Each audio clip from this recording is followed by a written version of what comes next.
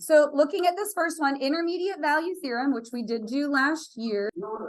So it says if a function is, and I'm going to change a couple things about this to make their notation match delta maths exactly. So I'm going to change a couple of things. But it says if a function is continuous. I highlight all the conditions in the theorems. Listen carefully. If the conditions aren't met, you can't use the theorem. Okay? If the conditions aren't met, the whole thing goes out the window. I am going to change a couple things so that the way that they write this matches delta math exact. Now, that's the only condition for intermediate value theorem, is that the function has to be continuous. And we abbreviate this IVT. That is an accepted abbreviation for intermediate value theorem. And when you like justify on the AP exam, you have to say which theorem you used. So you would say blah, blah, blah, because intermediate value theorem. And you can write IVT, which you should do because the exam's timed, right? Now they use K for all the Y values and C for all the X values. So I'm just going to change this so it matches them. So change that to a K.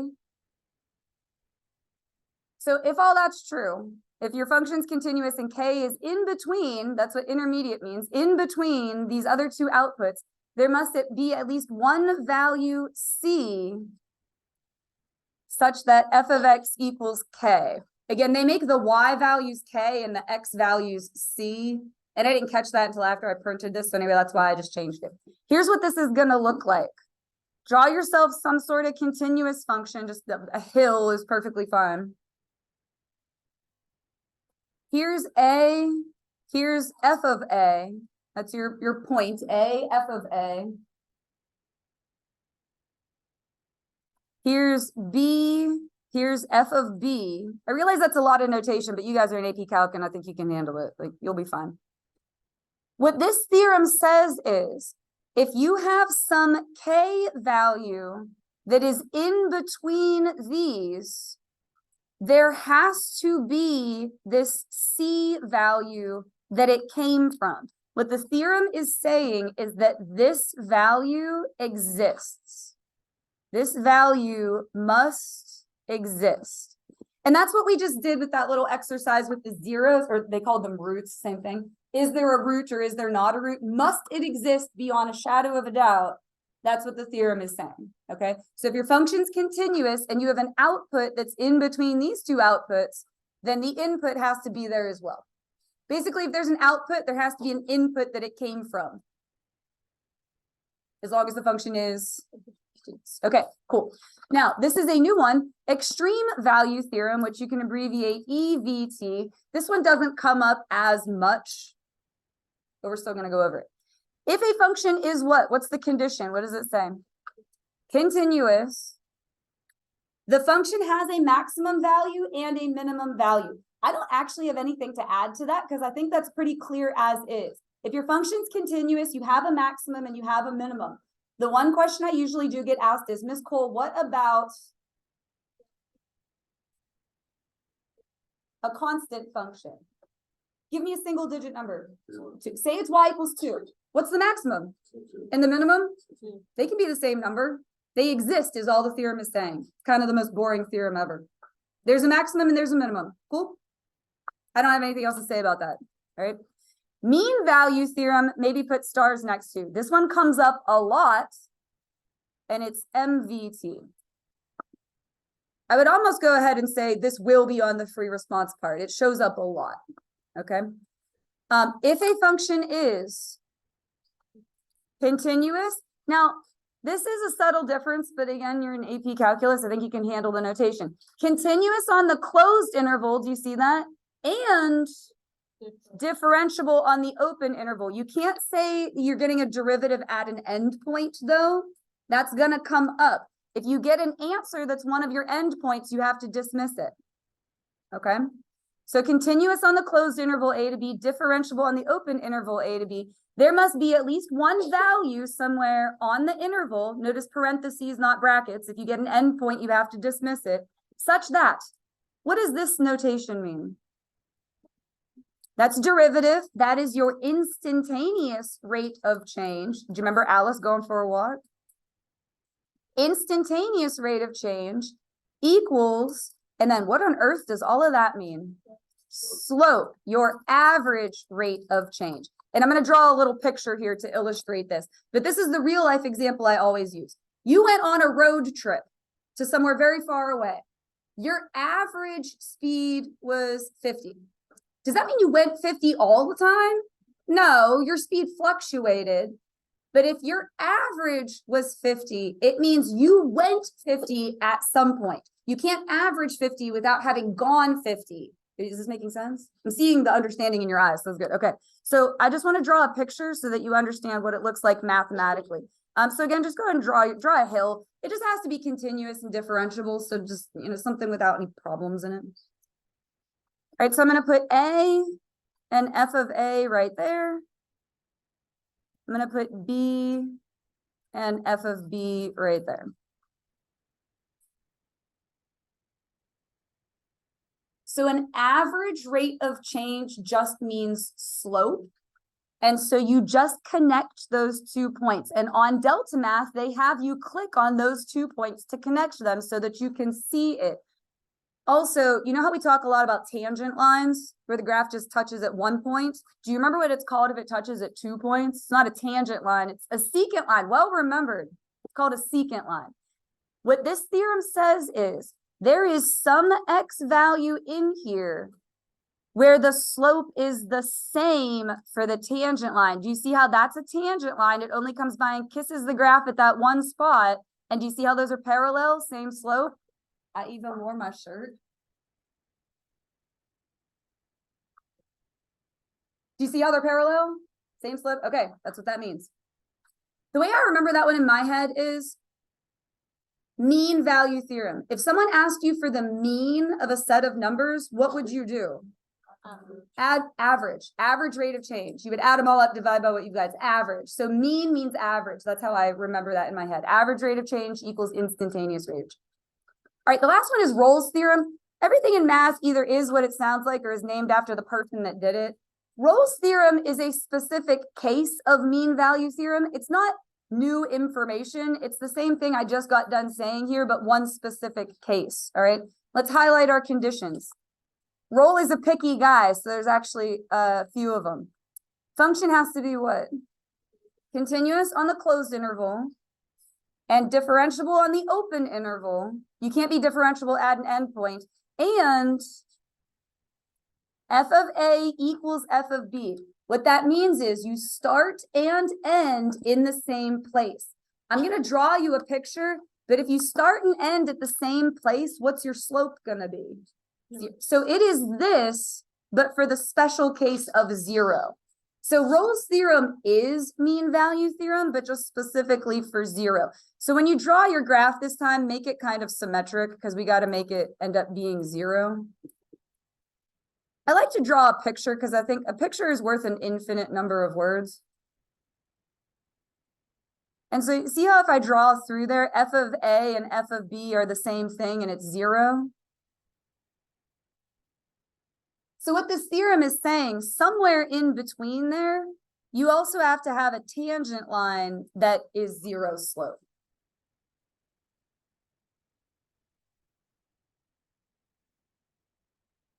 Looks like a bell curve. So for mean value theorem, you set your derivative equal to whatever number this is, and it could be any number under the sun. Okay, like just whatever that slope comes out to. For this one, you set your derivative equal to 0, which, and I'll be really impressed if anyone remembers this. Do you remember what those points are called when you set the derivative equal to 0? Yes, critical points. So when you set your derivative equal to 0, those are called critical points. So essentially this is, let's write that down. Critical points. Oh, that was fun. And actually, I think I will be able to finish this because these problems don't take very long. Is that one RP, or do you just write it? That one does not have that was a good question. That one doesn't have an abbreviation. But if you're justifying it, you can say MVT because it's just a special case of MVT. So it does not have its own, it's not RT. I've never seen that before. Okay. Find the value of X guaranteed by Rolle's theorem for this function on this interval. Before you jump into the problem, this is why we highlighted it. So it's so important. You have to make sure the conditions are met. Rolls has 3 of them. What's the first one? That's a parabola. It's continuous. A parabola is also differentiable. You need to make sure it starts and ends at the same place. So we're going to plug in -1 and we're going to plug in +1. And it does not matter what they come out to, but they need to come out to what? The same. They could both come out to 17,000. It doesn't matter. They just have to be the same. Okay. So if you plug -1 into this, what do you get? 0. And if you plug in +1, now I almost kind of wish they didn't come out to 0 because that's sort of weird. Again, do you get that it could be any other number as long as they're the same? Okay, we can do the problem. How do you do the problem then? Go ahead and look back. I only literally just taught it to you. Derivative equals 0. So what's our derivative? -2x. You're going to set that equal to 0. Divide by -2. And you get 0. Now make sure it's on your interval. A lot of times you have to get rid of stuff because it's not on the interval. Does that live on your interval? Yeah. That's your answer. And no, let's understand what it is we did, because these problems aren't actually all that hard, but I want you to understand. It means at that point, there is what? What kind of tangent? Perfect. Horizontal tangent, which is parallel to the secant line. Okay. Find the value of x guaranteed by mean value theorem for this function on this interval. That one has to be continuous and differentiable. ln of x looks like this. Is that continuous and differentiable? Yeah. Technically not everywhere because of the asymptote, but this piece of it is like past that. Do you get what I'm saying? Okay. So then you have, okay, we can do the problem. Now you have to know what mean value theorem means. Mean means average. You need an average rate of change, which is a slope. So you're going to need 2 points, and don't be too proud to write them out. Where'd I get the 1 and the e squared? Like, where'd I pull those from? Yeah, that's your interval. How do I get the other part? Plug it in. ln of 1, you do have to know that. Good, perfect. ln of e squared, 2. Did you, I don't know if Miss Colville had you play the Quizlet, but you remember the Quizlet that I made you guys play over and over and over and over and over again on the logarithms? Anyway, ln and e canceled. All right, then your slope. How do you do the slope of that? 2 minus 0 over e squared minus 1. Perfect. Now you're going to set that equal to f prime. So what is your derivative of ln of x? 1 over x. Good. So is average rate of change, we're going to solve for x. So from here on out, it's algebra. We did the average rate of change, that's the slope, equals the instantaneous rate of change, that's the derivative. Here, write f prime if you think you're going to forget that. Okay? Now, when you have a fraction equals a fraction, you would cross multiply. So when you cross this way, what do you get? 2x, I'm going to come over here because I'm going to run out of space, equals, when you cross this way, yeah, 1 times anything is not going to change. So this e squared minus 1. Remember, the e is a number. You want x by itself. It said find the value of x. So we need x alone. Yep, just divide by 2. E squared minus 1 over 2, whatever that is, it'd be 2.718 squared minus 1 over 2. Ooh, would that be on the interval? It would be, because if you take e squared and subtract 1 and then divide it in half. Also, do you see how we like averaged it? Anyway. Here's our function. Show that there's a value of c on 0 to 3 such that f of c equals 10. Oh, go ahead. Sorry. You would just get rid of it. I think I have one that happens on. Yeah, just hold on. This doesn't say what theorem. So what do you think? It is intermediate value theorem. All right, intermediate value theorem. What is your condition that we highlighted for intermediate value theorem? Okay, this is a polynomial. It is continuous. All right, it's going to do something like this. So now you have to show that 10 is in between the other 2 outputs. So you have to find f of 0 and f of 3 and see if 10 is in between them. Intermediate value theorem. Intermediate means in between. So if you plug in 0, what do you get? 0. If you plug in 3, I'm going to try and finish this before we leave. 27 minus 9 plus 3. So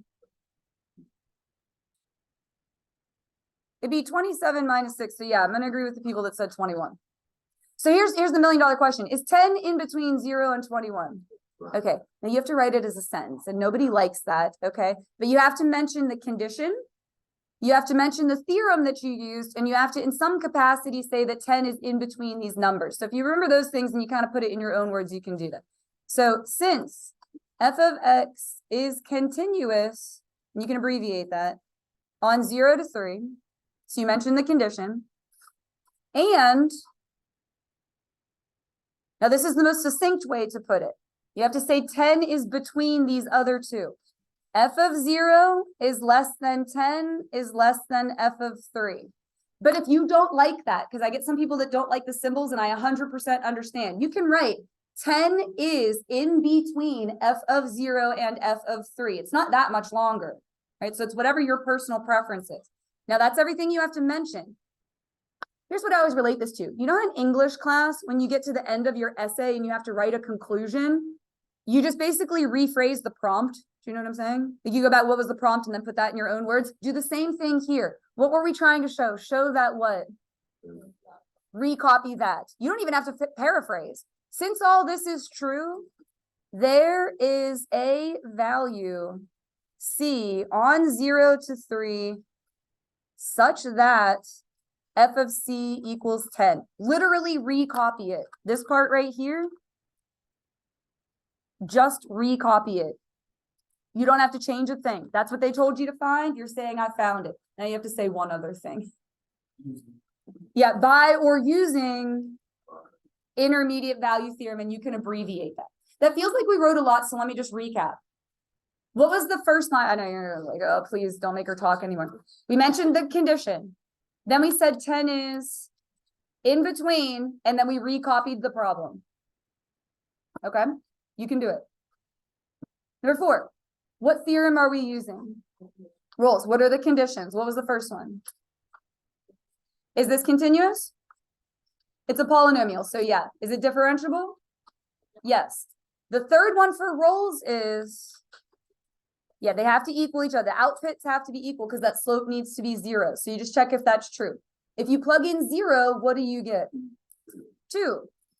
If you plug in 3, you're going to get 27 minus 27 plus 2, which is 2. So did they come out the same? Great, we can do the problem. Now you need to know how to do the problem. Derivative, make it equal 0. Critical points. Perfect. Would you get a point for just No. Okay. Sorry. I think you would get one for setting f prime equal to 0 once you get there. Oh. So what's this derivative? Good. 3x squared minus 6x equals 0. Welcome back to algebra at this point. What can you factor out? 3x. That will leave you with. Perfect. So if you set 3x equal to 0, you get 0. And if you set x minus 2 equal to 0, you get 2. Now, one of those is an end point. 0 you get rid of, and so your only answer is 2. So does that answer what you were like asking before? Like, that's what that'll look like. Usually what happens is you get to keep the other one, is typically what happens. Good. None of these are like problem. Yes, but usually they'll phrase it as a multiple choice question, and it'll be A7, B12, C3, D cannot answer because it doesn't meet the conditions or something like that. So you always want to check. All right, mean value. Is this continuous? Yes, it's a parabola. Is it differentiable? Yes.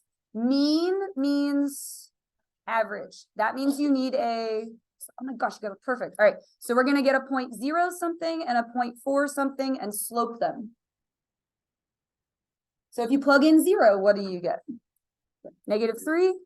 If you plug in 4, let's see, 4 squared is 16. Double that is 32 minus 3 is 29. And then do your slope. So it would be 29 plus 3, good, over 4 minus 0, good. That's your slope. What do you set that equal to? The derivative. You have to do some calculus at some point, all right? So what is the derivative of this guy? 4x. After that, you're just doing arithmetic and algebra. 29 plus 3 is 32 over 4 is 8. And so x equals 2. Now hold on, is that on your interval? Yes. Last thing I want to say is about the intervals. If you have to do a square root, because this comes up, don't stop listening to me. I've seen it on the multiple choice. When you put a square root, what do you have to put in front of it? And the interval will either be the positive part or the negative part. And you will have to pick which one. And you better believe they're both going to be choices. A will be positive square root of 3 and B will be negative square root of 3. So you have to look back at your interval. Okay?